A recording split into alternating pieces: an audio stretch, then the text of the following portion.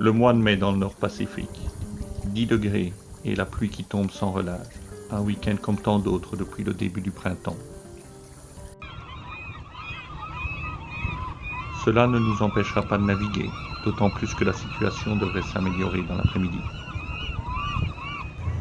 Il n'y a que les mouettes pour saluer notre départ.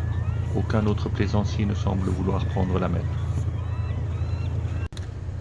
En ce qui concerne le vent, les conditions sont idéales, de 8 à 13 nœuds du nord-nord-est. Pour ces 2 jours de navigation, nous avons choisi un mouillage que nous ne connaissons pas.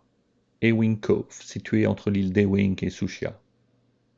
Nous sommes passés devant à plusieurs reprises, mais le mouillage est étroit, ne laissant de place que pour 2 ou 3 bateaux.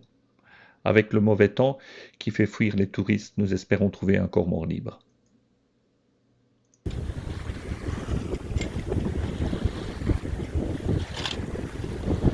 Une fois sortis du chenal, nous prenons le cap au sud-ouest pour contourner les hauts fonds de Haldon par le nord. Nous naviguons sous génois à une vitesse de 5 nœuds. La mer est grise mais calme.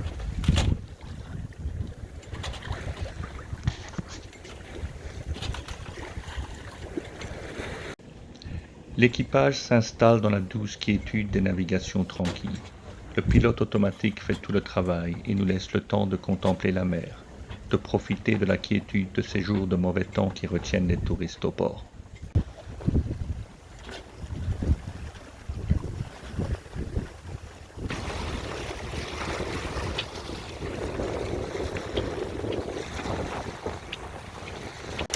Après quelques heures de navigation, nous atteignons la bouée qui marque le nord des hauts fonds de Haldon. Il ne nous reste plus que prendre un cap au sud et parcourir les 6000 nautiques restantes.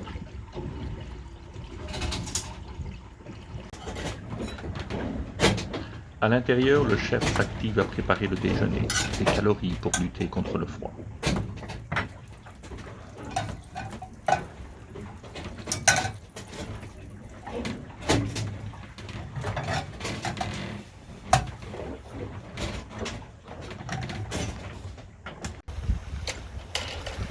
Et nous arrivons enfin à notre destination. Sur notre tribord, nous laissons prudemment une longue ligne de rochers. Ces nombreux écueils étaient redoutés des marins espagnols qui lui donnèrent son nom de Sucia, l'île sale.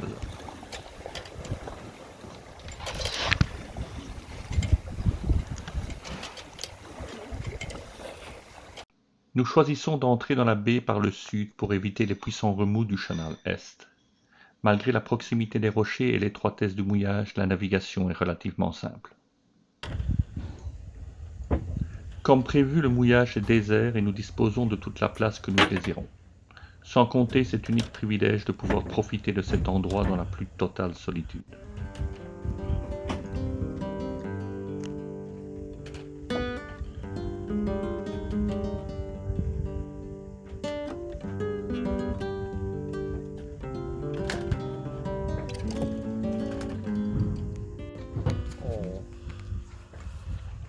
Après quelques minutes, nous recevons la visite des autorités locales.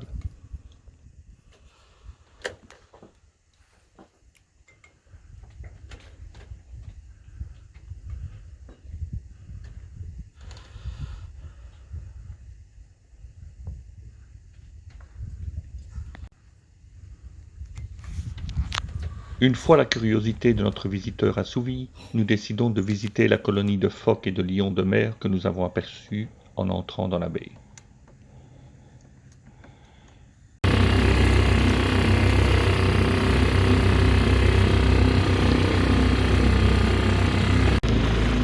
Corta el motor si eso.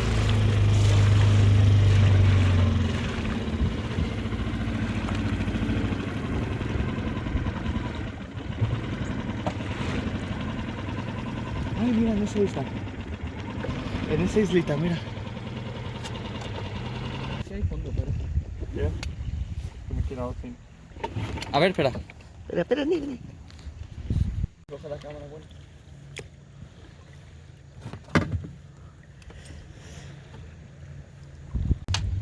Mira, mira todas las otras alrededor. Mira, mira, están volviendo.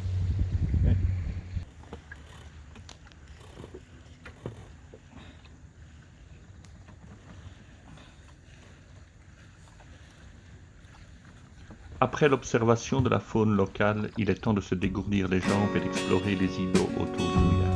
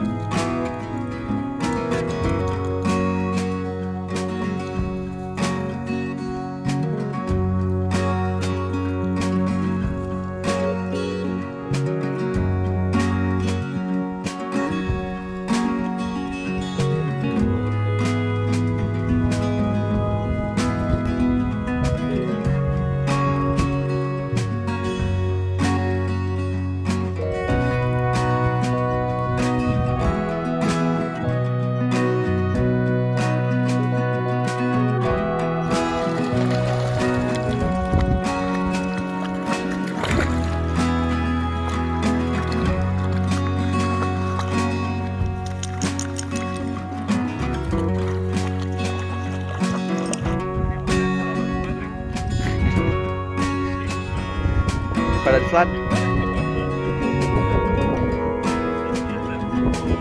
Para el flan. Quiero atacar el pato. Vámonos. Venga. Vale.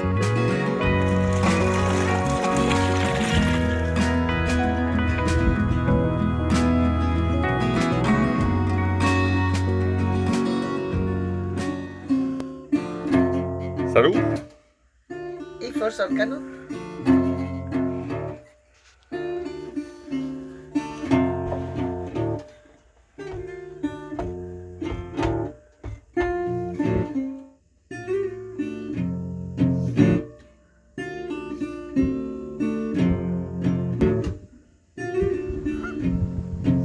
Le lendemain, le temps n'est pas au beau fixe. C'est sous la pluie que nous reprenons la mer. La mer est hachée. Les courants restent une des difficultés de la navigation dans la région. À certains endroits, ils peuvent se montrer violents et demandent une certaine planification. Ce n'est heureusement pas le cas entre l'île de Mathias et Soucia.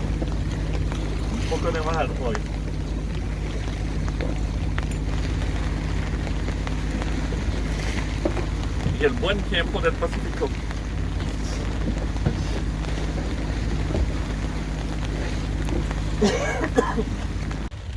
Nous n'espérons aucune amélioration des conditions et nous nous résignons à un passage froid et humide. Heureusement, nous avons de quoi nous remonter le moral et cette petite escapade à Ewing vaut bien quelques gouttes.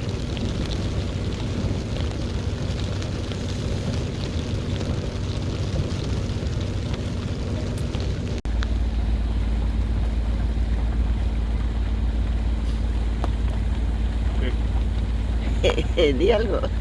Estoy mojado, tengo frío. 5 heures plus tard, nous retrouvons notre dock jusqu'au prochain week-end.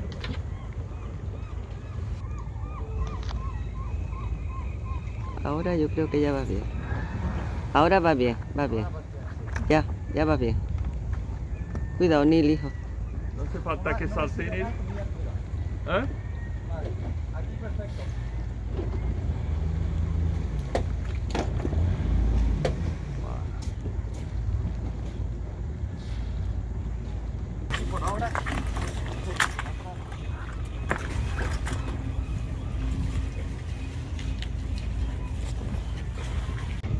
J'espère que vous avez apprécié cette petite escapade d'un week-end dans les eaux froides du Pacifique.